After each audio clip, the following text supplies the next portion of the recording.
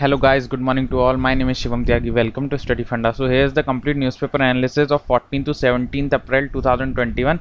Let's start the session. Our first news is अब हम news शुरू करने से पहले बहुत इंपॉर्टेंट अनाउंसमेंट है कि हमारे नए कोर्स शुरू हो गए हैं। अभी हमारे नए कोर्स हैं। इसकी खास बात क्या है कि बहुत लोग कोर्स बनाते हैं, लेकिन ये कोर्स जो है केवल टॉपर्स के द्वारा है, क्योंकि आप लोगों को लगता है कि भाई जिसने एग्ज़ाम खुद ने नहीं क्लियर किया है तो वो हमें क्या ही पढ़ा सकता है। सबको लगता है, मैं एज ए स्टूडेंट अगर मैं भी कि कोर्स लेना चाहता हूँ, किसी से पढ़ना चाहता हूँ, तो मैं भी उससे ही पढ़ना चाहूँगा ना जिसने कुछ करा हो या जिसने कुछ करा नहीं हो उससे क्यों ही कोई पढ़ेगा। तो ये हमारा कोर्स है RM 2021। आपको पता है इस बार का नोटिफिकेशन आ गया और टोटल 159 सीट्स है। 159 सीट्स मतलब आप समझ सकते हैं कि कंपटीशन कितना होने वाला है। जैसे कि मैं आपको बताऊं कि कंपटीशन किन बच्चों के लिए, ये मान के चलिए 59 बच्चों के लिए तो नहीं है, क्योंकि जो टॉपर है वो तो हमेशा टॉपर ही रहेंगे, उन्हें सीट से फर्क ही नहीं पड़ता। 50 से 60 लोग तो ऐसे हैं जिन्हें फर्क ही नहीं पड़ेगा, भले 50 सीट भी आएंगी तो ये 50 लोग ही ले जाएंगे। तो ये उन लोगों के लिए नहीं है, ये मात्र केवल 100 बच्चों के लिए है जो नीचे रह जाते हैं, जो जैसे मान के चलिए 300 नंबर चाहिए होते हैं ओवरऑल मेरिट में लाने के लिए। तो उन बच्चों के लिए जिनके 280 मार्क्स आते हैं, जिनके 270 मार्क्स आते हैं, ताकि वो जो 30-40 नंबर का जो गैप है वो आपको कवर किया जा सके। मैं फिर से बता रहा हूँ, ये उन्हीं बच्चों के लिए है ताकि आपके मार्क्स इनहेंस हो सकें जितने ज़्यादा। और ये उन बच्चों के लिए भी है जिन्हें कुछ नहीं आता और जो कुछ सीखना चाहते हैं या कुछ आगे बढ़ना चाहते हैं। ये सारे एग्जामों में काम आएगा, क्योंकि इसमें हम बेसिक से लेके और हाई लेवल जो भी यूपीएससी पूछती है वहाँ तक का कवर करने वाले हैं। एक्चुअली कौन कवर करने वाला है आप खुद ही देख लीजिए। देखिए इकोनॉमिक्स ये सर पढ़ाने वाले हैं, पुरजीत राजन सर हैं। इनकी AIR 4th रैंक, मतलब 4th रैंक लाए हैं असिस्टेंट कमांडेंट 2019 में। ऐसी जय रोहिल्ला सर, ये ज्योग्राफी पॉलिटी और पेपर 2 जो हम इसमें आपको टेस्ट सीरीज भी देंगे इंक्लूड है इसके अंदर। तो पेपर 2 का इवेल्युएशन भी होगा। बहुत बच्चे मेरे को बोलते हैं कि सर पेपर 2 के लिए कुछ बताइए। तो पेपर 2 के लिए हम पूरा कॉम्बाइन कोर्स लाए हैं कि आपका पेपर 1 भी उसमें कवर हो जाए, पेपर 2 भी हो जाए, और यहाँ तक कि हम इंटरव्यू की गाइडेंस भी दे डालेंगे। तो उसकी आप परेशानी मत लीजिए। जब इतने लोग क्लियर कर चुके हैं तो आपको कुछ तो अच्छा पढ़ाएंगे, हमसे तो बेटर ही पढ़ा देंगे। ऋषभ सिंह संग है, इनकी 102 आई थी CFF 2019 में। तो आपको साइंस में बहुत लोगों को प्रॉब्लम होती है, तो सर पढ़ाएंगे। बहुत अच्छा इन्होंने कवर करा है, एक लाइट चैप्टर है, बहुत ही प्यारा कवर करा है। मैंने खुद पढ़ा है इनसे, तो बहुत ही अच्छा पढ़ा है इन्होंने। साइंस, मैथ, रीजनिंग और पेपर 2 को ये भी इवेल्युएट करेंगे। फिर अमन गुलिया सर, ये आपके इंटरव्यू को पूरा इंटरव्यू इस बार ये देने वाले हैं। अपीयर्ड हो चुके थे, नहीं हो पाए, लेकिन इस बार हो जाएगा भगवान का याद रखेंगे तो पेपर 2 ये आपको पढ़ाएंगे। और ये तो मैं हूँ, ये तो मैं कवर करता ही हूँ, आपका छोटा मोटा टीचर, तो मैं छोटा मोटा पढ़ाई दूंगा आपको। तो कोई बात नहीं, आप इन पर ज़्यादा जोर दीजिए। मेरा जो करंट अफेयर का पार्ट है मैं उसको बखूबी निभाऊंगा, आपको उससे डरने की ज़रूरत नहीं है। कवलप्रीत सर हैं, ये आपका टेलीग्राम कोर्स चलता है हमारा, उस पर जितने भी डेली अच्छी न्यूज़ डालते हैं, डेली MCQs डालते हैं, ताकि आपका डेली रिवीजन होता रहे। फिर आगे बढ़ते हैं तो पंकज कुमार सर, ये इंटरव्यू पेपर 1 का पढ़ाएंगे। रवि कुमार सर, ये ऑलरेडी क्वालिफाई कर चुके हैं, तो ये पेपर 2 का हिस्ट्री वाला पोर्शन पढ़ाएंगे। हिस्ट्री मैं भी कवर कर रहा हूँ, लेकिन ये और आपको डिटेल में कवर करेंगे, बहुत ज़्यादा डिटेल में कवर करेंगे, ताकि आपका कोई हिस्ट्री से सवाल ना छूटे। जैसे जो मैं पढ़ा रहा हूँ वो मेनली जो है वो स्पेक्ट्रम से पढ़ा रहा हूँ, मतलब मान के चलिए मेरे जो नोट्स हैं वो स्पेक्ट्रम का कुछ मिक्स है, और मान के चलिए थोड़ा NCERT भी मैं उसमें डाल दिया हूँ, तो ये इन दोनों का मिक्स है। लेकिन हमने देखा है कि CAPF का जो पेपर है वो मैक्सिमम थीम से पूछा जाता है। थीम्स वाली जो बुक्स हैं 12th क्लास की, उससे पूछा जाता है। तो मेरे जो नोट्स हैं उसमें थीम्स का पार्ट नहीं है, क्योंकि मेरे नोट्स है मॉडर्न हिस्ट्री के पार्ट, लेकिन जो थीम्स है उसमें एंशिएंट, मेडिवल, मॉडर्न तीनों है। तो ये सर एकदम होलिस्टिकली कवर करेंगे। फिर वैशाली मैम है, ये इंटरव्यू का वेट कर रही है, इनका जहां तक हो जाएगा, इनका रिजल्ट अब इंटरव्यू इन्होंने दिया है, तो देखते हैं क्या होता है। ये आपको पेपर 2 की गाइडेंस देंगी। और ये हमारे फाउंडर सर हैं, इन्हीं की बदौलत स्टडी फंडा चल रहा है। तो इन्होंने बहुत मेहनत करी है इस कोर्स को बनाने के लिए, मैं सही बता रहा हूँ, इन्होंने बहुत ज़्यादा मेहनत करी है। और ये आपका पूरा mapping, infographics, current affairs, Telegram सब देखने वाले हैं। तो ये हमारी पूरी टीम है जो आपका स्टार्टिंग से लेके एंड तक आपको गाइड करने वाली है। सर ने बहुत मेहनत करी है इस कोर्स में, और आपको अगर विश्वास नहीं है तो हमने एक डेमो लेक्चर अवेल भी कर रखा है, हमारे YouTube पे भी पड़ा है। और आप चाहें तो हमारे जो ऐप है, स्टडी फंडा का ऐप है, both on play store as well as iOS, तो आप जाके डाउनलोड कर सकते हैं। वहाँ फ्री डेमो लेक्चर है, पहले आप डेमो लेक्चर देखिए, अगर आपको समझ में आता है तभी आप लीजिएगा, वरना बिल्कुल मत लीजिएगा, मैं गारंटी दे रहा हूँ। आगे चलते हैं। देखिए क्या क्या कवर कर रहे हैं हम। ये जो हमारा बंडल कोर्स है उसमें ऑलरेडी ये सब तो चलता ही था, तो जो बंडल कोर्स हमारे पहले कोई ले चुके हैं ऑलरेडी, हमारे जो मेंबर हैं उन सबको एक्स्ट्रा लेने की जरूरत नहीं है। हमारी टोटल जो फीस रखी गई है वो हमने इतनी रखी है बस। ये केवल 50 रजिस्ट्रेशन के लिए, 50 रजिस्ट्रेशन जो फर्स्ट 50 रजिस्ट्रेशन होंगे उनके लिए फीस है, और उसके बाद फीस इनहेंस हो जाएगी। और 19 अप्रैल तक हमारे कोई भी कोर्स लीजिए उस पर 10% आपको डिस्काउंट मिल ही रहा है, तो इसमें आपको घबराने की जरूरत नहीं है। अब क्या क्या कवर होगा, ये पैसा तो हटा दीजिए, पैसा तो कुछ नहीं, इतना तो कोई इंपॉर्टेंट नहीं। कवर क्या होगा ये देखिए, पेपर 1 की सारी वीडियोस, कोई भी सब्जेक्ट हो उसकी सारी वीडियोस मिलेंगी। पेपर 1 के स्टडी फंडा के नोट्स आपको मस्त पीडीएफ फॉर्मेट में मिलेगा, ताकि आपको खुद नोट्स ना बनाना पड़े। पेपर 1 की पीपीटी भी, जो क्लास में टीचर पढ़ाएगा उसकी पीपीटी भी देंगे और अलग से नोट्स भी देंगे, तो इसलिए घबराने की जरूरत नहीं है। खासकर ये पेपर 2, ये बहुत इंपॉर्टेंट है पेपर 2 के लिए। तो पेपर 2 को कैसे अटेम्प्ट करना है, सबसे इंपॉर्टेंट बात कि कैसे अटेम्प्ट करना है, उसकी पूरी गाइडेंस मिलेगी। आप लोग बोलते हैं कि सर आप ही गाइड कर दीजिए, तो मेरे से ज़्यादा ये लोग क्वालिफाई कर चुके हैं और अच्छा आज किसी पोस्ट में, तो मेरे से कुछ अच्छा ही लिखना जानते होंगे, तो ऐसे लोग आपको पढ़ाएंगे तो आप समझ सकते हैं कि क्या इनका लेवल होगा। फिर पेपर 2 की टेस्ट सीरीज, पेपर 2 की टेस्ट सीरीज हम इसमें टोटल 10 टेस्ट रखने वाले हैं। देखिए बाहर आप जाइए, कोई भी कोचिंग आप ले लीजिए, हम आपको रोकेंगे नहीं, बस हम इतना चाहेंगे कि आप इवेल्युएट करके लीजिएगा कि कौन सी कोचिंग कितना ले रही है। भले 500 रुपये में भी आपको मिल जाएगा, 500 रुपये में हम 50 टेस्ट ले रहे हैं तो आप ले लीजिए, आपको कोई परेशानी नहीं, लेकिन आपको इतना भरोसा होना चाहिए कि वो आपका ऐसा काम करेगा। बस आपके पैसे बर्बाद नहीं होने चाहिए, आपका एक पैसा मेहनत का है। आपको लगता है वो ऐसा करेगा तो बिल्कुल आप ले लीजिए कि वो अच्छा है, वो आपको सस्ते में जो भी है दे रहा है, तो आप बिल्कुल लीजिएगा। लेकिन हमारे यहाँ इस बात की गारंटी है कि भले आप एक टेस्ट भी देंगे या 10 टेस्ट भी देंगे, उनका प्रॉपर इवेल्युएशन आपको होके ही मिलेगा, जो भी उसमें आपकी गलती है। और मेरे को बहुत बच्चे टेलीग्राम पे भेजते भी, टेलीग्राम कर रहा हूँ, इंस्टाग्राम पे भेजते हैं, तो आप उनसे पूछ लीजिएगा, आपस में आप कमेंट सेक्शन में पूछ सकते हैं कि मैं उनका रिप्लाई देता हूँ कि नहीं, अच्छे से पढ़ के एवेल्युएट करके। तो ये लोग तो आपको एकदम डिटेल गाइडेंस देंगे। फिर हमारा टेलीग्राम ग्रुप चलता है पेड, उसका आपको पूरा एक्सक्लूसिव मिलेगा। और करंट अफेयर्स तो मैं आपको एकदम अभी तो पढ़ा ही रहा हूँ, लास्ट में हम बुकलेट भी प्रोवाइड कर देंगे आपको, ताकि एक बार रिवीजन हो जाए आपका। और लाइव डाउट सेशन ये हमारे सैटरडे संडे को मेनली रहा करेंगे, जिनको भी डाउट है वो यहाँ से पूछ सकते हैं। तो हमारा टोटल जो RM 2021 है उसका कोर्स डिटेल है, ये सेम वही चीज़ लिखी हुई है। गेस्ट स्पीकर्स भी हैं, कुछ आएंगे जो आपको देंगे। जिसको और इंक्वायरी करनी है वो इस नंबर पे आपको व्हाट्सएप कर सकते हैं, जिसको जो भी डाउट है कोर्स के रिगार्डिंग। और जो मैं तो यही बोलूँगा कि आप ये ले लेंगे तो आपका थोड़ा सा बेनिफिट हो जाएगा, आपको ईज ऑफ स्टडी हो जाएगी, बस इतना होगा। या तो आप खुद से पढ़ रहे हैं तो उससे तो बढ़िया कोई बात हो ही नहीं सकती कि आप खुद से पढ़ रहे हैं तो बहुत बढ़िया आप लगे रहिए। लेकिन अगर आप चाहते हैं कि थोड़ी ईजी हो जाए स्टडी, कुछ कुछ क्योंकि होता है ना कि अगर कोई दूसरा बंदा समझाता है तो हमें जल्दी समझ में आ जाता है, तो जो बच्चे चाहते हैं थोड़ी इजी हो जाए स्टडी वो ले सकते हैं। नहीं तो ऐसा कोई फोर्स वाली बात नहीं है, आप अपनी स्टैंडर्ड बुक पढ़ रहे हैं तो वो पढ़ते रहिए।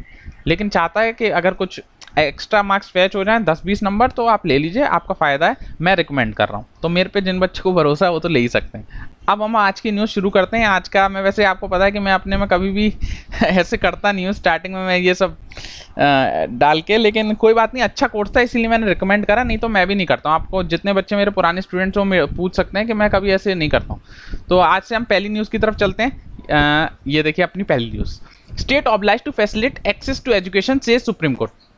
सुप्रीम कोर्ट बोला कि राइट टू एजुकेशन तो सबका अधिकार है। अभी क्या हुआ, जम्मू कश्मीर में 2 बच्चे थे जिन्हें स्टेट ने अपॉइंट करा था फॉर एमबीबीएस कि ये 2 बच्चों को एमबीबीएस में एडमिशन मिलेगा, लेकिन किसी वजह से उनको एमबीबीएस में एडमिशन नहीं मिल पाया। तो जम्मू कश्मीर के 2 बच्चे जो हैं वो सुप्रीम कोर्ट चले गए। उन्होंने बोला कि हमें एजुकेशन, हमें मिल गई थी सीट, और हमें मतलब स्टेट ने अलॉट कर दी थी, लेकिन हमें सीट नहीं मिल पाई है।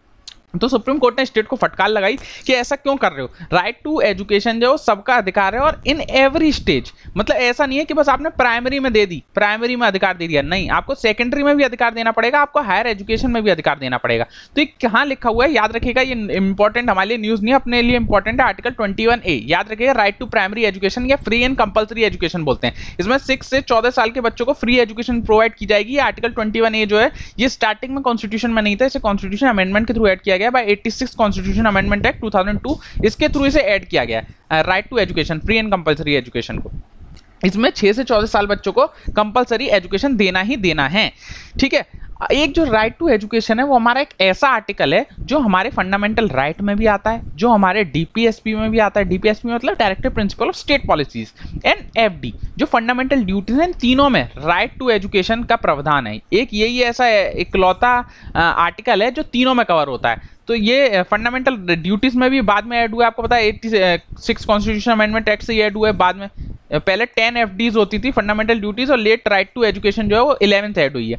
ऐसी डीपीएसपी में भी है, राइट टू एजुकेशन का अधिकार है for weaker section, for SC ST. तो राइट टू एजुकेशन याद रखिएगा, एक सवाल यही बनता है सबसे इंपॉर्टेंट कि एजुकेशन जो है वो उसका मेंशन कहाँ कहाँ है। वो ऐसे पूछेगा कि जो एजुकेशन है उसका मेंशन कहाँ कहाँ है, प्रीएम्बल में है क्या, फंडामेंटल ड्यूटी में है क्या, डीपीएसपी में है क्या, और या फंडामेंटल राइट्स में है क्या। तो याद रखिएगा fundamental right, DPSP and fundamental duty तीनों में एजुकेशन का जिक्र हुआ है। ये सवाल बहुत इंपॉर्टेंट है जो मैं यहाँ बता रहा हूँ। आर्टिकल 21A आप जाके अपनी लक्ष्मीकांत को रेफर कर सकते हैं, और इससे ज्यादा कुछ नहीं पूछा जाएगा। आगे बढ़ते हैं। India Russia committed to S-400 deal पर आपसे एक सवाल होगा, कुछ काम का नहीं है, कि S-400 ये जो है मिसाइल हम कहां से ले रहे हैं। बहुत पुराना क्वेश्चन है, बहुत अच्छा क्वेश्चन है, तो याद रखिएगा ये हम रशिया से ले रहे हैं।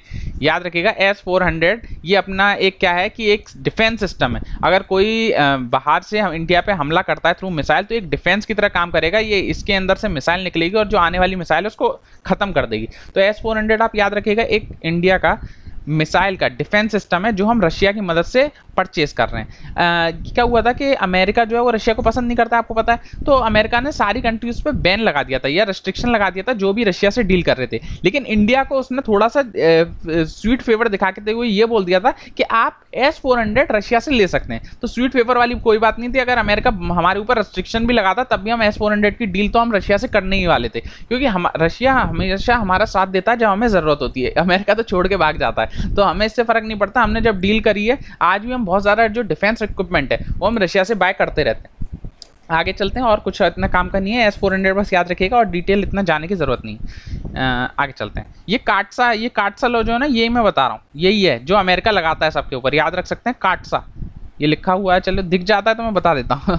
काटसा लो है, ये दूसरी कंट्रीज पे लगाता है। यूएसए जो भी कंट्री रशिया से ट्रेड करती है उनके ऊपर रिस्ट्रिक्शन लगाने के लिए, ट्रेड रिस्ट्रिक्शन लगाने के लिए काटसा लगा देता है। तो ये इंडिया के ऊपर नहीं लगा, और कंट्रीज पे लग चुका है। ईरान पे लगा था, और सऊदी अरेबिया, अफगानिस्तान, इन सब पे, नॉर्थ कोरिया पे, इन सब पे लगाता रहता है, लेकिन अपने ऊपर नहीं लगा है। आगे बढ़ते हैं।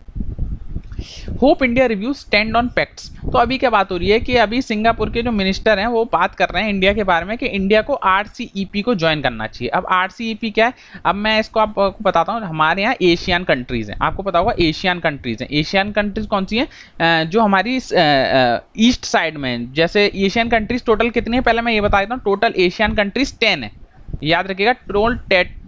टोटल जो है 10 है एशियन कंट्रीज में, कुछ ऑब्जर्वर ग्रुप भी हैं। और इंडिया एशियन का पार्ट है। पहले सवाल तो यही बनता है, इंडिया एशियन का पार्ट है? तो नहीं, इंडिया जो है वो एशियन का पार्ट नहीं है। वेरी वेरी वेरी इंपॉर्टेंट ये क्वेश्चन बनता है। तो इसी एशियन के अंदर ही RCEP आता है, रीजनल कॉम्प्रिहेंसिव इकोनॉमिक पार्टनरशिप। मैं फिर से बताता हूँ RCEP की फॉर्म पर, रीजनल कॉम्प्रिहेंसिव इकोनॉमिक पार्टनरशिप। मतलब एशियन की कंट्री जो 10 कंट्री हैं ये आपस में ट्रेड करते रहते हैं।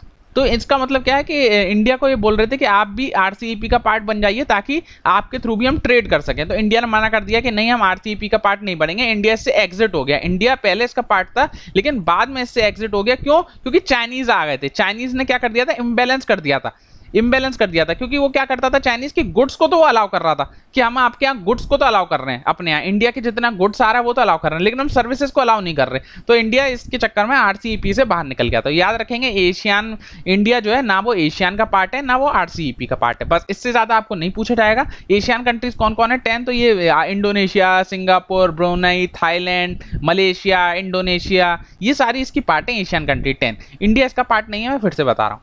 ये छोटी सी न्यूज़ थी। आगे चलते हैं। नॉट दैट इंपॉर्टेंट, जितनी इंपॉर्टेंट है बस मैंने यहाँ लिख दिया, बस उतना रफली याद करना है, और कुछ नहीं। आगे चलते हैं। India public debt level among highest in emerging economies. India का जो पब्लिक डेट है, पब्लिक डेट का मतलब क्या है, जो गवर्नमेंट जो है वो लोन जो लेती है, गवर्नमेंट क्या करती है, लोन लेती है। आपको पता है कभी कभी वर्ल्ड बैंक से ले लेती है, कभी कभी IMF से लेती है, कभी कभी मार्केट से पैसा ले लेती है। तो इसी को बोलते हैं पब्लिक डेट। जो गवर्नमेंट ने लोन उठाया है वो सबसे ज्यादा है। ऐसा कौन बोल रहा है? ऐसा मूडी बोल रहा है। ये मूडी क्या है कि ये डिफरेंट कंट्रीज को एक टैग देता है कि उनकी इकोनॉमिक कंडीशन कैसी है, कि और मूडी की जो रेटिंग है उसको देख के ही वर्ल्ड बैंक लोन देती है। तो इंडिया की जो रेटिंग है वो बहुत खराब हो चुकी है। कोई पूछे कि इंडिया की रेटिंग क्या है, तो याद रखिएगा Baa3, ये इंडिया की रेटिंग है जो बेकार हो चुकी है बहुत ज्यादा। पहले Baa2 में आते थे, अब उन्होंने हमें घटा के और Baa3 में कर दिया था पिछले साल। तो याद रखेंगे इंडिया की अगर कोई पूछ लेता है मूडी की रेटिंग क्या है, तो Baa3 है, जो इंडिया की बहुत बुरी कंडीशन है। केवल जो इमर्जिंग इकोनॉमीज है उसमें चाइना को ये बोल रहे हैं कि चाइना जो है वो स्ट्रॉन्गेस्ट इकोनॉमीज है, बाकी जितनी इमर्जिंग इकोनॉमीज है वो सब वीक हो चुकी हैं, विद द एक्सेप्शन ऑफ चील है, हाँ चिले सॉरी चाइना नहीं है, चिले, जो चिले है चाइना नहीं है, याद रखिएगा। चिले को छोड़ के most of the 11 emerging markets have week government effectiveness. तो जितने भी बाकी के हैं सब वीक हैं। जैसे कि इन्होंने नाम भी ले दिया है घाना का, इंडिया का, जिनकी Baa3 नेगेटिव है। Baa3 नेगेटिव, अच्छा ये और है, Baa3 नेगेटिव रेटिंग है जो वीकेस्ट है। तो अपने लिए बस इंपॉर्टेंट है कि मूडी ने जो हमें रेटिंग दी है वो हमारी कितनी बेकार है, बस इसको कभी कभी पूछ सकते हैं। ये कभी कभी एक्सेप्शन केस में यार क्या होता है ना कि असिस्टेंट कमांडेंट का पेपर, जैसे आपको पता है सीट कम हो गई है, तो वो कैसे बच्चों को हटा सकते हैं। 2 ही केस हैं। या तो पेपर बहुत ज़्यादा टफ कर देंगे तो इधर ही बच्चे आधे छट जाएंगे, या वो बहुत ज़्यादा इजी कर देंगे ताकि वो ज़्यादा से ज़्यादा बच्चे एकदम कट ऑफ रेस कर दें, तो फिर वैसे बच्चे छट जाएंगे। तो दो ही कंडीशन है जिसकी वजह से पेपर हार्ड बन सकता है। तो ये जो क्वेश्चन है पेपर हार्ड वाला है, अगर उन्हें हार्ड बनाने पर आ गए वो लोग तब ये पूछा जा सकता है, नहीं तो नहीं पूछा जाएगा। हम आगे चलते हैं। एक second. Hiring for blue collar jobs resurges. तो अभी क्या हुआ है, जैसे हमारी वैक्सीनेशन ड्राइव शुरू हो गई है तो हमें बहुत ज़्यादा वर्कर्स की ज़रूरत पड़ गई है। तो ये किस वर्कर्स की बात हो रही है? ब्लू कॉलर जॉब्स की बात हो रही है। तो बहुत बार आपने सुना होगा ये ब्लू कॉलर जॉब क्या होता है और वाइट कॉलर। तो मैं आप थोड़ा सा डिफरेंस बता देता हूँ कि इन दोनों जॉब में फ़र्क क्या होता है। जैसे ब्लू कॉलर जॉब जो होता है वो मेनली इंपॉर्टेंट होता है मैनुअल लेबर, जो आपको पता है जैसे आपको घर बनाना है तो घर बनाने में जो मजदूर यूज़ होते हैं, या आपको कोई प्रोडक्ट बनाना है, जूता बनाना है या चप्पल बनानी है, उसके लिए जो मजदूर यूज़ होते हैं वो होते हैं blue collar works. White collar works क्या होते हैं भाई? व्हाइट कॉलर जो ऑफिस में बैठते हैं, जो डेस्कटॉप पे कंप्यूटर में जो आपके मैनेजरियल स्टाफ होता है वो होता है व्हाइट कॉलर। तो आप याद रखिएगा ब्लू कॉलर कौन सा होता है? ब्लू कॉलर जो होता है वर्कर्स का। व्हाइट कॉलर कौन सा होता है? व्हाइट कॉलर होता है जिसमें मैनुअल लेबर की जरूरत नहीं पड़ती, वो मस्त अपने ऑफिस डेस्क पे कंप्यूटर पे बैठ के काम चीज करते हैं। Not that important news, bus white collar blue collar में आपको थोड़ा डिफरेंस मेरे को बताना था और इससे ज्यादा इंपॉर्टेंट नहीं है। आगे चलते हैं। सेंटर टू पुशेस जजेस अपॉइंटमेंट। अभी आपको मैंने पता है कि सेंटर क्या कर रहा है कि वो अपॉइंटमेंट दे नहीं रहा है, लेकिन अब सेंटर बोला कि हम 3 महीने के अंदर हाईकोर्ट के जो जजेस हैं उनको अपॉइंट कर लेंगे। हाईकोर्ट के जजेस को अपॉइंट कैसे करता है? तो जो सीजीआई है एक कोलिजियम सिस्टम बनता है। कोलिजियम सिस्टम में कौन कौन होता है? एक तो जज होता है, सीजीआई होगा हाईकोर्ट का, वो अगर हाईकोर्ट के जज अपॉइंट करने और 2 सीनियर मोस्ट जजेस और होंगे हाईकोर्ट के, ये तीनों मिलकर कोलिजियम सिस्टम बनाते हैं। कोलिजियम सिस्टम बनाते हैं जो क्या करती है, जो रिकमेंड करती है नेम जजेस का। किसको करती है? सेंट्रल गवर्नमेंट को रिकमेंड करती है। सेंट्रल गवर्नमेंट उनमें से चूज करके उनको अपॉइंट कर देता है प्रेसिडेंट ऑफ इंडिया की सलाह लेके। तो ये पूरा स्ट्रक्चर होता है। तो अभी ये क्या बोल रहे हैं कि हमने आपको इतने दिन से नाम दे रखा है कोलिजियम सिस्टम ने, लेकिन अभी तक गवर्नमेंट ने कुछ फैसला लिया नहीं है, लेकिन अब गवर्नमेंट बोल रही है कि हम 3 महीने के अंदर फैसला ले लेंगे। तो ये याद रखिएगा कैसे अपॉइंट होता है। तो सीजीआई जो होता है हाईकोर्ट का प्लस 2 अदर मेंबर जो सीनियर मोस्ट मेंबर होते हैं हाईकोर्ट के, ये तीनों मिलकर एक कोलिजियम सिस्टम बनाते हैं जो कि हाईकोर्ट के वकील को अपॉइंट करते हैं। इसमें जो जजेस केस चलते हैं, फर्स्ट जज केस, सेकंड जज केस और थर्ड जज केस, ये तो मैं आपको कई बार बता चुका हूँ। नॉट दैट इंपॉर्टेंट, पूछा जाएगा नहीं, बस आपको दिमाग में थोड़ा सा होना चाहिए। 44 ऑफ द पेंडिंग रिकमेंडेशन और मेड टू बी फिल। अभी 44 रिकमेंडेशन बताइए पेंडिंग है, अब क्या ही बात करें। गवर्नमेंट भी ऐसे स्लो काम कर रही है, जबकि आपको पता है हमारी जुडिशरी की हालत इतनी खराब है कि एक जो मतलब जज हैं वो इतने कम है और केस इतने ज़्यादा हैं। तो इसलिए गवर्नमेंट को तो और जल्दी जल्दी अपॉइंट करना चाहिए, पर क्या करें, गवर्नमेंट तो अब समझ में नहीं आ रहा क्या करना चाह रही है।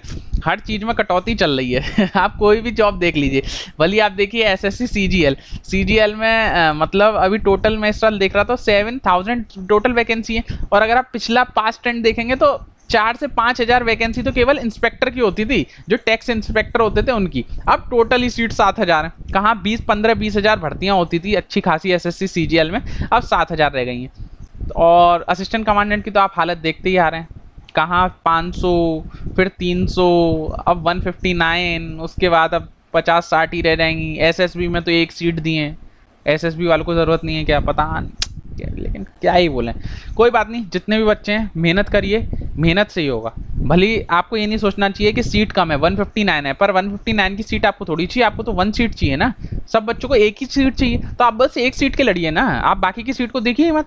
बच्चे कहते हैं अरे सर इतनी वैकेंसी है, तो आप अपने ऊपर डाउट क्यों करते हैं? हो सकता है आप AIR 1 ही हो, आप क्यों परेशान हो रहे हैं? तो आपको तो 1 सीट चाहिए, बाकी की जिसकी और को मिले ना मिले आपको क्या फर्क पड़ रहा है? तो आप तो अपनी 1 सीट के लिए लड़िए बस, तो आपको परेशान होने की बिल्कुल जरूरत नहीं। China try to change status quo. तो चाइना आपको पता है अभी बोल रहा था कि हम पीछे हट जाएंगे, लेकिन वो अपनी हरकतों से बाज तो आ नहीं रहा है, इधर उधर फ्लाइंग मशीन ये चला रहा है अपने। तो अब इंडियन एयरफोर्स वाले बिपिन रावत साहब भी क्लियर बोल दिए कि हम भी पीछे नहीं हटने वाले हैं, कोई चाइना हमें डराने की कोशिश करेगा तो हम नहीं करेंगे। इसमें जो मैंने आपको बताया उसमें एक इंपॉर्टेंट डायलॉग का नाम लिख रहा है, याद रखिएगा, इसको मैं अलग से लिख रहा हूँ, ये ऑलरेडी सिविल सर्विस यूपीएससी में पूछा जा चुका है, इसलिए रायसेना डायलॉग, प्लीज इसे अलग से नोट कर लीजिएगा, बहुत इंपॉर्टेंट डायलॉग है रायसेना डायलॉग। इससे कौन कौन, इसे पहले बस यही पूछा जाता है कि इसे मतलब ऑर्गेनाइज कौन कराता है। तो याद रखिएगा मिनिस्ट्री ऑफ एक्सटर्नल अफेयर्स, जो एक्सटर्नल अफेयर्स मिनिस्ट्री है, और एक ऑब्जर्वर रिसर्च फाउंडेशन, ये दोनों मिलके इसे ऑर्गेनाइज कराते हैं। इसमें डिस्कस किया जाता है कि कैसे हमारी फॉरेन पॉलिसी रहेगी, कौन कंट्री हमारे साथ कैसा व्यवहार कर रहा है और हमें कैसा करना चाहिए। तो बस याद रखिएगा कि इसे कौन निकालता है, और इससे ज़्यादा न्यूज़ में नहीं पूछा जाएगा। इस न्यूज़ और कुछ इंपॉर्टेंट नहीं है। रायसीना डायलॉग समिट किस किस के बीच में होता है? मिनिस्ट्री ऑफ एक्सटर्नल अफेयर्स और ऑब्जर्वर रिसर्च फाउंडेशन मिलकर कराते हैं। ये एक डायलॉग है जो हमेशा होता रहता है। इससे ज़्यादा नहीं पूछा जाएगा, आपको पढ़ने की ज़रूरत नहीं है। फालतू में अपना टाइम बर्बाद मत करिए, जितना मैं बता रहा हूँ केवल उतना ही नोट करते जाइए। आगे चलते हैं। WPI inflation quickens to a record 7.4%। Inflation मतलब महंगाई। महंगाई किस पे? WPI। WPI क्या होता है? Wholesale price index. बहुत मैं आपको कई बार बता चुका हूँ, इस पर क्वेश्चन आ चुके हैं। जो यूपीएससी सिविल सर्विस है 2020 में ही इसके ऊपर क्वेश्चन पूछ चुका है। मतलब ये तो फेवरेट टॉपिक है यूपीएससी का। कोई भी एग्जाम उठा के देख लीजिए, उसमें WPI CPI, मतलब ये तो इकोनॉमिक्स का ऐसे क्वेश्चन है कि वो कुछ ना भी हो तो भी डाल देते हैं। तो आपको याद रखना है कि WPI का मतलब क्या? Wholesale price index. इन्फ्लेशन का मतलब क्या? महंगाई। तो ये बहुत ज़्यादा हो गई है, 7.4% हो गई है। मैं थोड़ा आपको बता देता हूँ कि क्या क्या कैसे कैसे होता है। ये आपसे नहीं पूछा जाएगा कितनी बढ़ी है कितनी कम हुई है, ये आपसे कभी नहीं पूछेंगे। आपसे क्या पूछेंगे वो मैं बताता हूँ। देखिए ये 2020 का सवाल है, इसको भी हम डिस्कस करेंगे कैसे करना था ये सवाल। और जो अभी है पहले आप ये समझ लीजिए, आप अपने आप कर लेंगे। देखिए WPI का मतलब होता है होलसेल। आपको पता है थोक में कोई सामान लेते हैं उसे ही होलसेल बोलते हैं। तो जब भी हम चीज होलसेल में लेते हैं तो उसको बोलते हैं होलसेल प्राइस इंडेक्स। CPI मतलब कंज्यूमर। अगर जैसे हम एक आदमी हम अपने लिए कुछ सामान लेना चाह रहे हैं तो हम तो छोटा छोटा रिटेल पे सामान लेंगे। तो जो भी कंज्यूमर के रिलेटेड इंपॉर्टेंट मतलब कंज्यूमर जो लेता है उसे बोलते हैं कंज्यूमर प्राइस इंडेक्स। अगर होलसेल पे जो थोक व्यापारी लेते हैं उसे बोलते हैं होलसेल प्राइस इंडेक्स। इनको निकालता कौन है? एक क्वेश्चन तो यहीं से कोई भी एग्जाम ले लीजिए उसमें यही बन जाता है। तो होलसेल प्राइस इंडेक्स को निकालता है ऑफिस ऑफ इकोनॉमिक एडवाइजर या ministry of commerce and industry में आता है। कंज्यूमर प्राइस इंडेक्स को कौन निकालता है? CSO कौन है? सेंट्रल स्टैटिस्टिकल ऑर्गेनाइजेशन ऑफिस, जो मॉस्पी के अंदर आती है। Ministry of statistic programme implementation इसके अंदर आती है। एक्चुअली CPI जो है, मैं आपको 1 सेकेंड, अच्छा 1 सेकेंड, मैं आपको इसमें थोड़ा सा बता दूंगा और ज़्यादा, क्योंकि CPI जो है वो इंपॉर्टेंट हो जाती है। देखिए CPI जो है वो 6 तरह की होती है। थोड़ा सा मैं डिटेल में जा रहा हूँ क्योंकि इसमें एक क्वेश्चन बन जाता है तो कि आप कंफ्यूज हो जाएंगे। CPI industrial worker, CPI agriculture labour, CPI rural labour. ये 3 तो CPI ये होती हैं जो पहले से चली आ रही थी। फिर CPI अर्बन, CPI रूरल और CPI मिक्स्ड, ये 3 और ऐड हुई हैं बाद में। तो ये 6 तरह की CPI होती है जो हम निकालते हैं। याद रखिएगा 6 तरह की CPI होती हैं जो हम निकालते हैं। तो CPI जो अर्बन रूरल मिक्स्ड है इसे तो निकालता है CSO, जो यहाँ लिखा हुआ है कि ministry of statistics and programme implementation निकालती है CSO। लेकिन ये जो ऊपर की 3 है ये लेबर ब्यूरो निकालता है। याद रखिएगा जो ऊपर की 3 है CPI industrial worker, agriculture labour and rural labour, इसे लेबर ब्यूरो निकालता है। मिनिस्ट्री ऑफ लेबर में जो लेबर ब्यूरो है वो निकालता है। तो ये मैंने आपको छोटा सा बता दिया है। और हाँ चलिए अपनी आगे चलते हैं। फिर ये इसी से सवाल पूछा गया था मेजर ऑफ प्राइसेस से। होलसेल प्राइस इंडेक्स केवल गुड्स में डील करता है, ये सर्विसेज में डील नहीं करता है। लेकिन कंज्यूमर प्राइस इंडेक्स जो है वो गुड्स और सर्विसेज दोनों में डील करता है। मेजरमेंट इसको निकालते कैसे हैं? होलसेल कब निकालेंगे भाई? स्टार्टिंग में ना होलसेल में माल बिकता है तो इसे फर्स्ट स्टेज पे निकालते हैं, स्टार्टिंग में ही। कंज्यूमर तो लास्ट स्टेज है, सबसे बाद में ही ना कंज्यूमर आता है तो ये फाइनल स्टेज पे निकलती है। प्राइस कौन पेड करता है? तो मैन्युफैक्चरर और होलसेलर पे करेंगे। इसका प्राइस कौन पे करेगा? कंज्यूमर पे करेगा। कितने आइटम्स होते हैं? देखिए इसमें 697, इससे ही क्वेश्चन पूछा था। ये जो पूरा क्वेश्चन है इस टेबल से ही हो गया था। इसमें कितने होते हैं? 697 होते हैं। क्या क्या 3 आइटम होते हैं इसमें, एक तो प्राइमरी गुड्स होता है, एक फ्यूल होता है और एक मैन्युफैक्चर्ड प्रोडक्ट्स होता है। और इसमें ये देखिए कितने आइटम होते हैं, इसमें करीबन 800 आइटम्स होते हैं, 800 प्लस आइटम्स होते हैं। और इसमें 600 प्लस आइटम्स होते हैं, 700 के करीबन। तो ये दोनों चीजें हैं। इसमें कभी कोई पूछ लेता है कि होलसेल प्राइस इंडेक्स में किसका कितना शेयर है। जैसे इसमें जो सबसे ज्यादा शेयर होता है वो मैन्युफैक्चरिंग सेक्टर का होता है, उसके बाद जो होता है वो प्राइमरी गुड्स का होता है, उसके बाद किसका होता है? फ्यूल का होता है। तो ऐसे इसका ऑर्डर चलता है। सबसे ज्यादा शेयर होता है मैन्युफैक्चरिंग का, फिर प्राइमरी गुड्स का, फिर फ्यूल का। किसमें? WPI में। 3 ही तरह के गुड्स होते हैं WPI में। तो ये तो मैंने बता दिया कैसे आइटम कवर होता है। बेस ईयर, ये एक तीसरा सवाल इससे बनता है। जो मैं इंपॉर्टेंट लिख रहा हूं इनसे सवाल ही बनता है। तो बेस ईयर्स का क्या है? 2011-12 WPI का, और CPI का क्या है? 2012। लेकिन CPI इंडस्ट्रियल वर्कर, जो CPI में आपको बता के आया हूं इंडस्ट्रियल वर्कर, इसका बेस ईयर जो हो गया है वो 2016 हो गया है। याद रखिएगा एक्सेप्शन केस है, ये 2020 में ही हुआ है इसलिए इंपॉर्टेंट हो जाता है। जो ये CPI इंडस्ट्रियल वर्कर मैं आपको बताया इसका पहले जो बेस ईयर था वो 2001 था, लेकिन ये चेंज हो गया इसलिए इंपॉर्टेंट हो जाता है। अभी 2020 में ही चेंज हुआ है इसलिए। तो आपसे पूछ सकता है कि CPI इंडस्ट्रियल वर्कर का जो बेस ईयर है वो क्या हो गया है? तो 2016 हो गया, इंपॉर्टेंट है। इसे कौन निकालता है? यूज कौन करता है? सारी कंट्रीज यूज करती हैं, थोड़ी थोड़ी जो छोटी मोटी हैं वो सब यूज करती हैं। इसे बहुत ज्यादा कंट्री यूज करती हैं। डेटा ये सब इंपॉर्टेंट, इसका डेटा जो है वो वीकली और मंथली दोनों निकलता है और इसका मंथली निकलता है। तो ये छोटा सा टेबल था, इससे आपके कोई भी सवाल हो किसी भी एग्जाम के वो सॉल्व हो जाएंगे। अगर आपको प्रूफ चाहिए तो ये रहा प्रूफ, देखिए ये 2020 का सिविल सर्विस का पेपर है। अब आप सोच रहे होंगे कि भाई सर आप अपना सिविल सर्विस का आप हमें क्यों पढ़ा रहे हो? क्यों? क्योंकि पेपर तो यूपीएससी ही बनाएगा, पेपर तो कोई और नहीं बनाएगा, एसएससी तो बनाएगा नहीं। तो कॉन्सेप्ट्स वो यही रखा है, बस स्टैंडर्ड लो कर देगा, कॉन्सेप्ट इसी टॉपिक से उठेंगे। स्टैंडर्ड हो सकता है ये इतने पॉइंट डिटेल में ना हो, छोटे छोटे वाले पॉइंट्स हो जाएं बस। तो देखिए पढ़िए, आप वैसे भी कर सकते थे अगर ये छोटा मोटा भी किसी को याद होता तो। The weightage of food in CPI, CPI का जो वेटेज है वो ज्यादा होता है डब्ल्यूपीआई से। अब मान के चलिए आपको ये वाला पॉइंट नहीं पता था, ये किसी को ध्यान नहीं था ये वाला पॉइंट, क्योंकि अगर जिसको ये पॉइंट ध्यान था उसे तो क्लियर हो गया था। लेकिन मान के चलिए ये वाला पॉइंट हमें पता नहीं है तो इसको हमने डाल दिया डाउट, इसे हमें नहीं पता, ये डाउट है। The WPI does not capture changes in the price of services while CPI does. ये तो सबको पता होता है कि डब्ल्यूपीआई जो है वो केवल गुड्स का चीजें डिनोट करता है। WPI does not capture change in the prices of services, सही लिख रहा है कि डब्ल्यूपीआई जो है वो सर्विसेज को इंक्लूड नहीं करता, लेकिन सीपीआई करता है, ये तो सबको पता होता है। होलसेल प्राइस इंडेक्स केवल गुड्स को डालता है, सीपीआई जो है वो गुड्स और सर्विसेज दोनों को डालता है। तो इसका मतलब क्या हो गया कि 2 ऑप्शन तो सही होना चाहिए। तो 2 ऑप्शन कहाँ कहाँ है वो पॉइंट सही होगा, 2 यहाँ है सही होगा, 2 यहाँ है सही होगा, यहाँ नहीं है तो सी वाला ऑप्शन तो आप एलिमिनेट कर दिए कि सी तो हो ही नहीं सकता क्योंकि इसमें 2 लिखा ही नहीं है। Reserve Bank of India has now adopted WPI as its key measure of inflation and to decide on changing the key policy rates। ये एक इंपॉर्टेंट क्वेश्चन था, ये आपने शायद क्योंकि थोड़े डिटेल में हो गया और ज़्यादा तो इसलिए आपको नहीं पता होगा, मैं बता देता हूँ। जो WPI होता है वो किस, WPI जो है वो क्या कहते हैं, एक सेकेंड, WPI जो गवर्नमेंट के लिए यूज होता है। जो WPI का डेटा है उसे गवर्नमेंट यूज करती है, आप ऐसे समझ सकते हैं। जो WPI का डेटा है उसे गवर्नमेंट यूज करती है और जो CPI का डेटा है, CPI का जो डेटा है उसे RBI यूज करती है।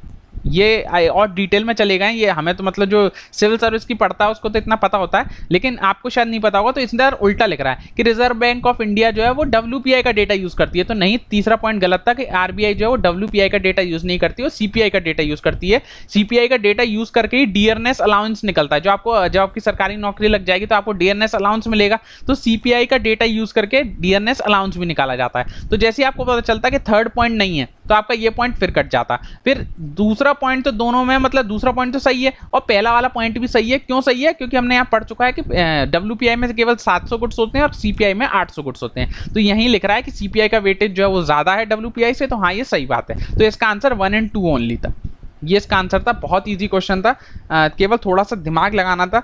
केवल यूपीएससी जो सिविल सर्विस का पेपर है वो इसलिए टफ हो जाता है क्योंकि इसमें तीनों पॉइंट्स में दिमाग लगाना होता है और थोड़ा ज़्यादा ही दिमाग लगाना होता है। क्वेश्चन बहुत इजी था, केवल समझने की बात थी। तो ये जो सवाल था ये आप मैंने प्रूफ दिखा दिया कि इस टेबल को आप पॉज करके या तो अपने में बना लीजिए या समझ लीजिए, जो भी आपको अच्छा लगे आप कर सकते हैं। आगे चलते हैं।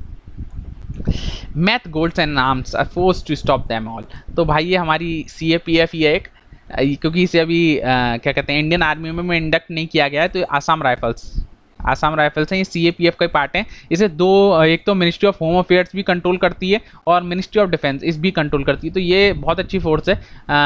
तो ये क्या क्या कंट्रोल करती है, देखिए इसमें कितनी अच्छी बात लिख रही है। Math golds and arms, math का मतलब क्या होता है? मैथ का मतलब क्या होता है? जो स्मगलिंग का जो माल होता है ना उसको बोलते हैं मैथ। जो ड्रग्स होता है मेनली इसका मतलब होता है ड्रग्स। 1 सेकेंड, ये कुछ डिसबैलेंस हो गया। हाँ ड्रग्स, तो मैथ को बोलते हैं हम ड्रग्स। गोल्ड तो आपको पता ही है और आर्म्स आपको पता ही है। तो इस सबको रोकती है बेचारी Assam rifle border patrol team being near the Indo Myanmar border पे ये खड़ी रहती है। और ये कालादान मल्टी मॉडल, हाँ आज का सवाल ये Kaladan multi modal hydel power plant ये कहाँ बन रहा है, मतलब देश के बीच में बन रहा है। तो आपको इसका आज मेरे को क्वेश्चन बताना है, मैं आपको कल इसका आंसर दूंगा। Kaladan multi modal hydel power project कहाँ इंस्टॉल कर रहे हैं, ये इसको प्रोटेक्ट कर रही है, बहुत अच्छी है। तो ये छोटी सी जो इस क्वेश्चन के चक्कर में मैंने इनको इंक्लूड करा और वी फील प्राउड कि हमें प्रोटेक्ट कर रहे हैं। तो आज का सवाल यही है कि Kaladan multi modal hydel power project कहाँ पर है, आप मेरे को कमेंट सेक्शन में बताएंगे। हम आगे चलते हैं। India likely to receive normal monsoon IMD। तो इंडियन मेट्रोलॉजिकल डिपार्टमेंट ने बोल दिया है कि इंडिया का इस बार बढ़िया नॉर्मल मानसून रहेगा। जो हमारा मानसून आता है जो अभी हमारा गर्मियों में आता है उसको बोलते हैं हम नॉर्थ वेस्ट मानसून। याद रखिएगा नॉर्थ वेस्ट मानसून बोलते हैं, जो ईस्टर्नली जेट स्ट्रीम की वजह से आता है। याद रखिएगा ईस्टर्ली जेट स्ट्रीम्स की वजह से आता है। बस ये शॉर्ट में याद रख लीजिए। अगर किसी को लगता है कि कैसे मानसून आता है क्या आता है, तो हमारे कोर्स में बहुत अच्छे से, मतलब बहुत ही बढ़िया तरीके से ये कवर हुआ है मानसून वाला पार्ट। इससे आपका कुछ भी गलत नहीं होगा। और लगता है कि सर आप ही समझा दीजिए, ये हमें छोटा सा टॉपिक है, तो आप कमेंट सेक्शन में लिख दीजिएगा, मैं ही समझा दूंगा। ऐसी कोई बहुत बड़ी बात नहीं है कि क्या हो गया, ठीक है। तो अभी जो आपके एग्जाम के लिए मैं बता देता हूँ कि जो हमारा ये जो गर्मियों वाला जो मानसून आता है, जिसे ये हम नॉर्मल मानसून बोल देते हैं, तो उसे बोलते हैं हम नॉर्थ वेस्ट मानसून। ये ईस्टर्ली जेट स्ट्रीम की वजह से आता है। और जो सर्दियों में जब बारिश होती है तो उसको बोलते हैं हम रिट्रीटिंग मानसून। वो किसकी वजह से आता है? वो साउथ ईस्ट मानसून की वजह से आता है। शायद मैंने उल्टा बोल दिया, हाँ शायद उल्टा बोल दिया, सॉरी। तो इसे ये तो ईस्टर्ली जेट स्ट्रीम की वजह से आता है और ये वेस्टर्ली जेट स्ट्रीम की वजह से आता है, ये तो ठीक है। और ये उल्टा मैंने बोल दिया शायद, तो आप थोड़ा कंफर्म कर लीजिएगा। थोड़ा डाउट हो गया मुझे, मैंने भी बहुत दिन से रिवीजन नहीं करा, कोई बात नहीं। अपने काम का तो है कि अभी नॉर्मल मानसून आएगा, ये तो ठीक है। इसमें जो इंपॉर्टेंट है वो ये आईओडी। आईओडी का मतलब क्या है? Indian ocean dipole. इससे ऑलरेडी सिविल सर्विस 2017 में सवाल आ चुका है, आपके में नहीं पूछा गया, लेकिन ज्योग्राफी का अच्छा पार्ट है। आईओडी का बस मतलब समझ लीजिए कि इसमें कुछ नहीं होता। मान के चलिए हमारा इंडिया है, तो इधर क्या होता है कि टेम्परेचर डिफरेंस होता है। कभी यहाँ वेस्टर्न सेक्टर जो है वो गर्म हो जाता है और ईस्टर्न सेक्टर कूल हो जाता है। कभी क्या होता है, हमारा ईस्टर्न सेक्टर गर्म हो जाता है और वेस्टर्न सेक्टर जो है वो कूल हो जाता है। तो अपोजिट रिएक्शन जब होती है हमारे eastern side of Indian ocean and western side of Indian ocean, याद रखिएगा, defined as the swing in temperature. Temperature का चेंज होना in western and eastern section of the Indian ocean, उसी को बोलते हैं हम इंडियन ओशन डायपोल। याद रखिएगा, टेम्परेचर जो चेंज होता है west side of Indian ocean और east side of Indian ocean, उसी को हम इंडियन ओशन डायपोल बोलते हैं। पॉजिटिव, अगर ये पॉजिटिव इंडियन ओशन डायपोल है, याद रखिएगा, अगर पॉजिटिव जैसे नाम से समझ में आ रहा है पॉजिटिव है, तो इंडिया में मानसून अच्छा होगा, याद रखिएगा। ऐसी और अगर ये नेगेटिव आईओडी है, नेगेटिव आईओडी है, तो इंडिया में जो है मानसून जो है वो कम होगा, याद रखिएगा। वेरी वेरी वेरी इंपॉर्टेंट, ठीक है, समझ में आ गया। ये सेम एल नीना और ला नीना से रिलेटेड है, आपने पढ़े हैं ना, एल नीना क्रिस्ट चाइल्ड जिसे बोलते हैं और ला नीना, ये भी मानसून से रिलेटेड है। ये पूरा अलग एक मानसून का टॉपिक है। अब आप बोलेंगे तो मैं अलग से एक लेक्चर इस पर बना दूंगा। एक्चुअली ये अभी इसलिए नहीं कवर कर रहा क्योंकि लेक्चर ऑलरेडी हमारे बहुत बड़े बड़े हो रहे हैं और बहुत ज़्यादा ही बड़े हो जाते हैं, तो इसलिए नहीं कर रहा। लेकिन जिन बच्चों को लगता है कि सर आप बता दीजिए, वैसे मैं तो आपको सजेस्ट करूंगा कि आप हमारा लेक्चर देखिएगा, बहुत ही प्यारा बना है जो ये हम कोर्स ला रहे हैं इसके अंदर। कोई बात नहीं, जिनको लगता है कि सर आप कुछ और डिटेल में बताइए तो मैं बता दूँ। ये क्वेश्चन था जो 2017 में सिविल सर्विस में पूछा गया था, तो मैं आपको थोड़ा सा पढ़ देता हूँ, आपके में भी पूछा जा सका है। अच्छा क्वेश्चन है। इंडियन ओशन डायपोल का मेंशन होता है कभी कभी, जो आईएमडी है वो करती है जिक्र, तो क्या इसका क्वेश्चन होगा? IOD phenomena is characterized by a difference in sea surface temperature. ये तो सही बात है, सी सरफेस का टेम्परेचर चेंज होता है between tropical western Indian ocean, ये तो ठीक है, इंडियन ओशन के west side, and tropical eastern Pacific ocean. भाई पैसिफिक ओशियन की तो बात ही नहीं चल रही, इंडियन ओशन डायपोल है। आपको समझ में आ रहा है कि केवल इंडियन ओशन की बात हो रही है, इसमें पैसिफिक की तो कोई बात ही नहीं हो रही। अगर आपने नाम ही ढंग से समझ लिया होता तो ये क्वेश्चन तो आप वैसे ही कर लेते। भाई इंडियन ओशन की बात चल रही है, इसमें इंडिया का वेस्टर्न साइड और इंडिया का ईस्टर्न साइड, इन दोनों के टेम्परेचर डिफरेंस को हम आईओडी बोल देते हैं। इसमें पैसिफिक ओशन की तो कोई बात ही नहीं हो रही है, पैसिफिक ओशन कहां से आ गया? तो पहला ऑप्शन हो गया गलत, तो पहला ऑप्शन हो गया गलत, बोथ वन हो गया गलत, ठीक है। ऐसे हम करते हैं। An IOD phenomena can influence El Nino नीनो इम्पैक्ट। हाँ, अब जैसे आपको नॉर्मल भी आपको नहीं पता होता, तो ये भी तो पता होता कि आईओडी जो है मानसून से रिलेटेड है, कि बारिश को करवाता है, और एल नीना भी मानसून से रिलेटेड है कि एल नीना होगा तो बारिश अच्छी होगी, एल नीना नहीं होगा तो बारिश बुरी होगी। तो ये आईओडी फिनोमेना इन्फ्लुएंस कर सकता है एल नीनो को, तो हाँ कर देता है इन्फ्लुएंस, तो बी। तो इसका आंसर बी ओनली था। ये पूछा गया था 2017 का क्वेश्चन, ये छोटा सा क्वेश्चन था, आया था तो मैंने कवर कर दिया। आगे चलते हैं। WhatsApp policy CCI defend not for probe. अब आपको पता है व्हाट्सएप ने कुछ लीक वीक कर दिया था, डेटेड ऐसा बोल रहे थे सब लोग कि भाई, तो इनके ऊपर इंक्वायरी बैठ गई थी, तो कंपटीशन कमीशन ऑफ इंडिया का रोल आ गया। ये बहुत इंपॉर्टेंट है, बस इसके बारे में थोड़ा जान लीजिए। सीसीआई को बोलते हैं कंपटीशन कमीशन ऑफ इंडिया, एक स्टैट्यूटरी बॉडी है, याद रखिएगा, एक स्टैट्यूटरी बॉडी। स्टैट्यूटरी बॉडी किसे बोलते हैं? जो किसी लॉ के थ्रू बनी है। तो ये कब बनी है? सीसीआई का एक एक्ट है जो 2002 में बना है, कंपटीशन कमीशन ऑफ इंडिया का एक्ट है 2002 में बना है, जिसके थ्रू ये रन करती है सीसीआई। बस इसमें ये याद रखना है, इसमें एक इसका चेयरमैन होता है और 6 और मेंबर होते हैं जो मिलकर डिसाइड करते हैं। 6 ये टोटल जो है फुल टाइम मेंबर होते हैं जो कि डिसाइड करते रहते हैं। और कंपटीशन कमीशन ऑफ इंडिया का काम क्या है? मेनली कि कंपटीशन बना रहे, किसी के साथ धोखेबाजी ना हो, कोई किसी को कंपटीशन मारे ना मार्केट में। तो ये 6 लोग की होती है पॉलिसी, 6 लोग होते हैं जो mainly competition commission of India में डील करते हैं। इससे ज़्यादा नहीं पूछा जाएगा, बस यही होता है। इसको हेड कौन करता है, कितने मेंबर होते हैं, स्टैट्यूटरी बॉडी है, किस एक्ट के थ्रू बनी है, बस। और इससे ज़्यादा कुछ नहीं पूछेगा। आगे चलते हैं। सुशील चंद्र टेक ओवर है सीईसी। बस इनका नाम याद रखना है कि हमारे नए चीफ इलेक्शन कमिश्नर कौन बने हैं, सुशील चंद्र जी बने हैं। 324 आर्टिकल है जो इलेक्शन कमीशन ऑफ इंडिया से डील करता है। एक चीफ इलेक्शन कमिश्नर होता है प्लस 2 इलेक्शन कमिश्नर होते हैं। इन सबकी सैलरी सेम होती है, मैं आपको पहले ही बता चुका हूं, इनकी सैलरी में कोई डिफरेंस नहीं होता। ये 6 साल के लिए 65 साल के लिए अपॉइंट किए जाते हैं, ये एक इंपॉर्टेंट पॉइंट है। और इसमें क्या पूछा जाता है, इनका क्या कहते हैं, कोई क्वालिफिकेशन है तो नहीं, इनके लिए कोई क्वालिफिकेशन नहीं है, नो क्वालिफिकेशन ये। और इनका कोई टेन्योर फिक्स नहीं है, मतलब कितनी बार ये अपॉइंट हो सकते हैं, नो। इनका जो टाइम है फ्रेम वो गिवन नहीं है, कितनी बार इनको अपॉइंट करते रहिए।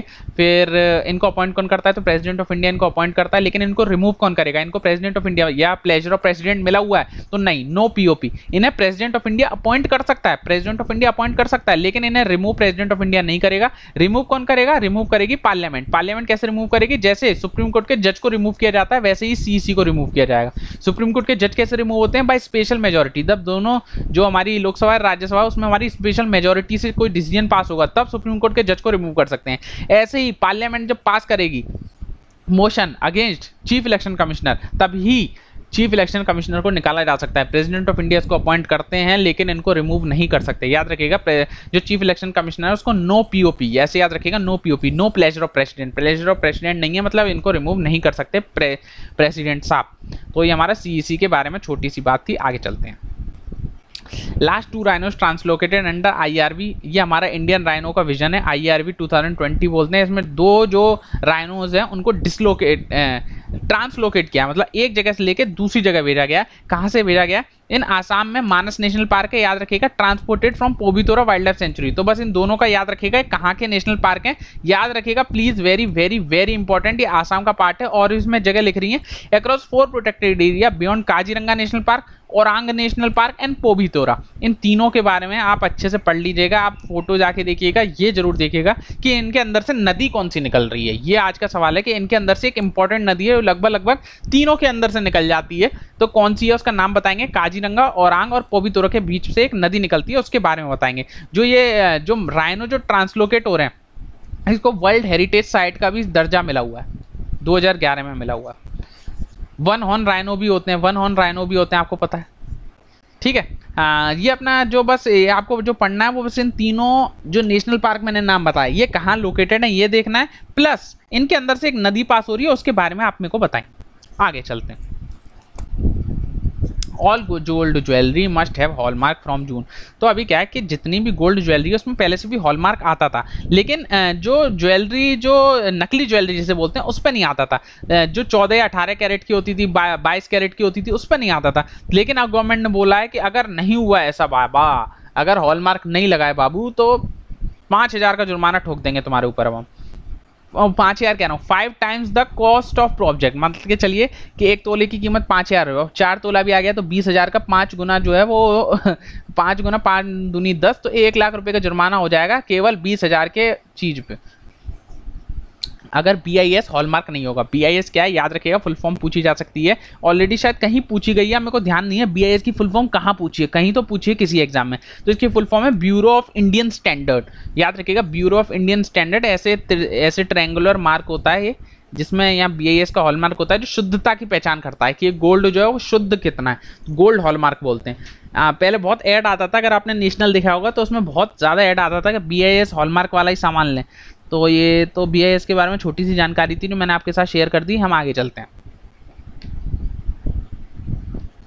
चलिए, हमारा जो तो हिस्ट्री का सेक्शन चल रहा है उसको हम कंटिन्यू करते हैं। जो बच्चे हिस्ट्री मेरी देख रहे हैं उनके लिए फ़ायदा है, जो नहीं देख रहे हो हमारे पुराने लेक्चर्स को कंटिन्यू कर सकते हैं। हमारा हिस्ट्री का कोर्स चल रहा है, लेकिन जो सर पढ़ाएंगे वो बहुत ही शानदार पढ़ाने वाले हैं। मेरे तो उनके सामने मतलब कुछ नहीं पढ़ा रहा हूँ, तो आप जाके ले सकते हैं। देखिए, अभी तक हम क्या कवर कर चुके हैं, हम सारे अपने एक्ट्स कवर कर चुके हैं, और जितने भी हमारे सेटलमेंट हैं, permanent settlement, Ryotwari settlement, Mahalwari settlement, जो भी हमारे जो सेटलमेंट हुए थे जो अंग्रेजों की तरफ से हुए थे, ताकि वो जो लैंड से जो कर वसूलते हैं उसके बारे में, तो हमने सारा कवर कर लिया। अब इसके बाद जो टॉपिक आता है वो एंग्लिस्ट ओरिएंटलिस्ट कंट्रोवर्सी।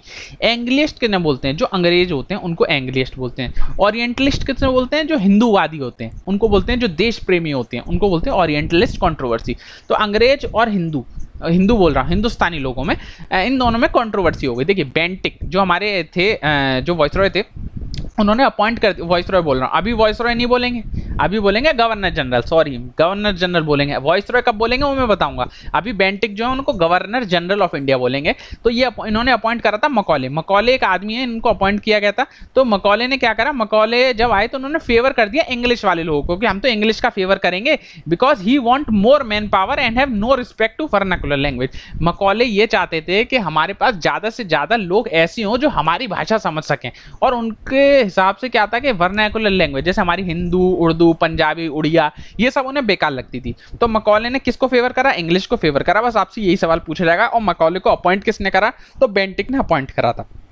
ठीक है, अब ब्रिटिश की 3 पॉलिसीज थी, ये मैं आपको स्पेक्ट्रम के अकॉर्डिंग पढ़ा रहा हूँ, बहुत इंपॉर्टेंट है, समझते चाहिए, बस समझने का है, आज कुछ याद करने का नहीं है। तो 3 फेज में हम इनको बांटेंगे। एक तो 1600 से 1800 के बीच में, एक 1800 से 1860 के बीच में, और 1860 से 1947 के बीच में। तो इन 30 केसेस में हम इनको बांटेंगे। अब देखिए मैं आपको बताता हूँ कैसे। देखिए पहला फेज आया तो कमर्शियल कैपिटलिज्म हो गया।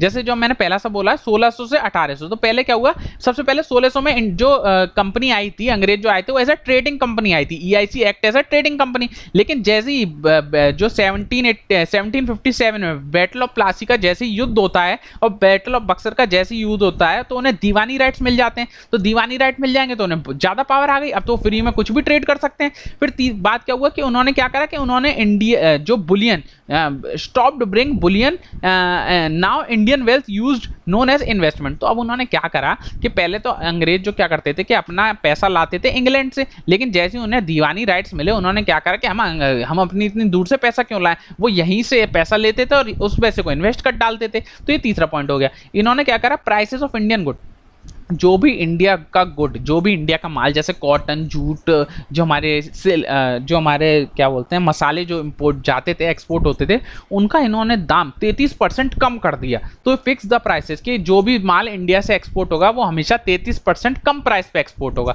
तो एक कॉमर्शियल कैपिटलिज्म इन्होंने फेज 1 में करा।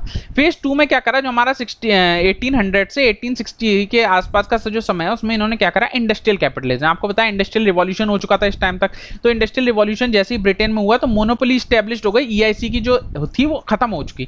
जैसे ब्रिटेन में इंडस्ट्रियल रिवॉल्यूशन आ गया, तो ब्रिटेन में जैसे इंडस्ट्रियल रिवॉल्यूशन आ गया तो सारा सामान वहीं मिलने लगा इंग्लैंड में। तो जो ईस्ट इंडिया कंपनी यहाँ से सामान बेचती थी, उनकी मोनोपोली हो गई थी, वो मसाले नहीं बेचते थे, वहाँ के लोग भूखे मर जाते थे, जो भी था, तो वो खत्म हो गई। मैनिपुलेशन हो गया शुरू कस्टम ड्यूटी का। फिर लैंड से बहुत ज्यादा रेवेन्यू कलेक्ट होने लगा। आपको पता है permanent settlement, Ryotwari settlement, Mahalwari settlement, तो ये क्या था, लैंड रेवेन्यू कलेक्ट करने का जरिया था।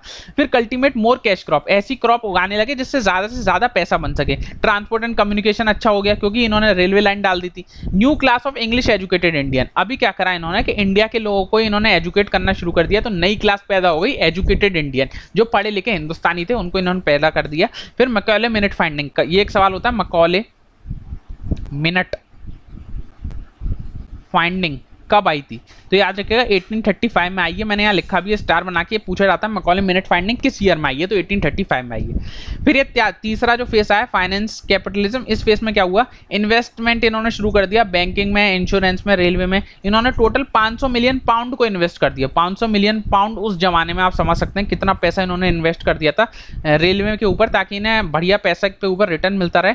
No protective tariff for Indian industries, मतलब इंडियन इंडस्ट्री के ऊपर कोई प्रोटेक्टिव टैरिफ ही नहीं था। अगर इंडियन इंडस्ट्री कल डूब जाए तो डूब जाए, इनका कोई लेना देना उससे नहीं था।